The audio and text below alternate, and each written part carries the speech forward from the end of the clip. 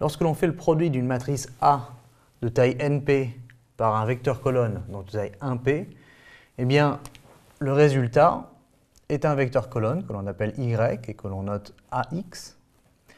Et ce que l'on va faire ici, c'est voir le détail du calcul des coefficients de Y.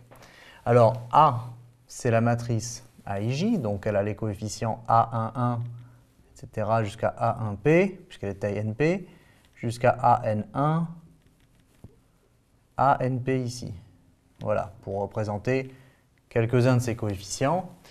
Et X, eh bien, à P', donc X1 jusqu'à XP. Voilà. Et, alors on va le noter tout de suite, il est impératif qu'on ait P et P ici, c'est-à-dire que A est P colonne et que X est P'. Sinon, on ne peut pas faire la multiplication entre A et X. Alors comme ici c'est bien le cas, eh bien, les coefficients, ça va être A11 fois X1 pour la première ligne. Enfin A11 fois X1 plus A12 fois X2 plus A1P fois XP. Donc on aura A11 X1 plus A12 X2 plus A1P XP. Et ça c'est la règle de calcul pour les coefficients de ce vecteur. On va faire la même chose pour toutes les lignes, mais en écrivant que la dernière, parce que sinon on pourrait y passer un moment.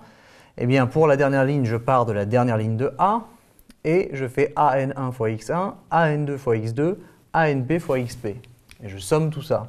Et donc j'ai AN1 fois X1, plus AN2 fois X2, plus etc. ANP fois XP. Et ça, c'est ce que l'on a appelé Y, et d'ailleurs on peut même l'écrire sous la forme Y1, etc. Alors attention, jusqu'à Yn, le vecteur colonne Y est de taille 1 par n, d'accord? Et n'est pas forcément de la même taille que X. Ça vient du fait que A possède n lignes, et donc Y aussi. Donc, à bien noter les règles pour faire ce calcul et cette observation.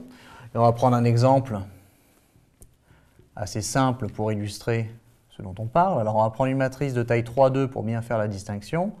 3, 0, moins 1, 2, 4 et 5, mettons. Et on va prendre X. Alors attention, si A a deux colonnes, ça veut dire que X a deux lignes. Et X, ça va être 1 et moins 2. Voilà. Et on va faire l'opération A fois X, c'est-à-dire 3, 0, moins 1, 2, 4, 5, fois le vecteur colonne 1, moins 2. Et donc, on a dit, alors on va dessiner déjà, voilà, hop, on a dit que pour la première ligne, on partait de la première ligne de A et on faisait 3 fois 1 plus 2 fois moins 2.